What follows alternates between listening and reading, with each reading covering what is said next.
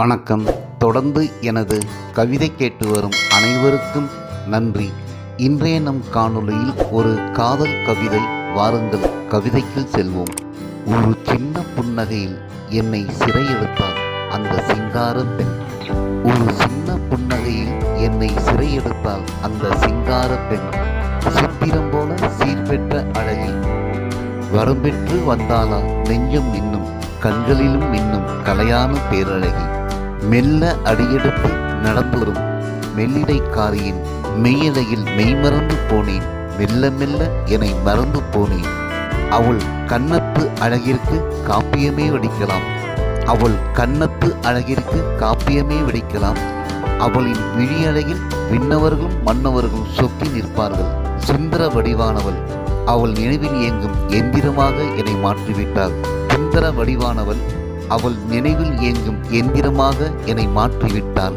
ஒரு சின்ன புன்னகையில் என்னை சிறையெடுத்தாள். அவள் புன்னகையை எண்ணுகையில் என் இரவெல்லாம் பகலாகுது. அவள் புன்னகையை எண்ணுகையில் என் இரவெல்லாம் பகலாகுது. விழி அசைவுகளை நினைக்கும் போதெல்லாம் விண்ணில் பறக்கிறேன். விடியும் வரை அவள் விழிமொழியில் என்னை வா என்று சொல்கின்றாளா போ என்று சொல்கின்றாளா பொருள் தேடி புலம்புகிறேன். என்னை வா என்று சொல்கின்றாளா போ என்று சொல்கின்றாளா பொருள் தேடி புலம்புகிறேன். மஞ்சத்தில் சாய்ந்தாலும் நெஞ்சத்தில் அவள் நினைவலைகள் மோதும். மஞ்சத்தில் சாய்ந்தாலும் நெஞ்சத்தில் அவள் நினைவலைகள் மோதும். மனம் இரக்கம் கொள்ளும் உறக்கத்தை கொல்லும். கண்கள் மூடாமலே கற்பனைகள் பிறக்கும். கவிதைகளும் சுரக்கும். அவள் கட்டழகை பாடும்போது மோகம் மொட்டுவிடும். தாகத்திலும் தாபத்திலும் தலையணையை கட்டிப்பிடிக்க மனம் துடிக்கும். தாகத்திலும் தாபத்திலும் தலையணையை கட்டிப்பிடிக்க மனம் துடிக்கும். தள்ளிவிட்டு கண்ணாடி முன் நின்றாலும் அவள்தான் கண்ணடிப்பாள். தள்ளிவிட்டு கண்ணாடி முன் நின்றாலும் அவள்தான் கண்ணடிப்பாள். விடியும் வரை அவள் நினைவில் தவிப்பேன். விடிந்தவுடன் அவளை பார்க்க துடிப்பேன், பேசத் துடிப்பேன். விடிந்தவுடன் அவளை பார்க்க துடிப்பேன், பேசத் துடிப்பேன்.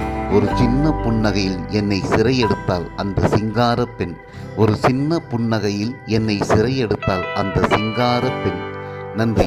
இந்த கவிதை உங்களுக்கு பிடித்திருந்தால் உங்கள் கருத்துக்களை கமெண்ட் பக்கத்தில் பதிவு செய்யுங்கள்.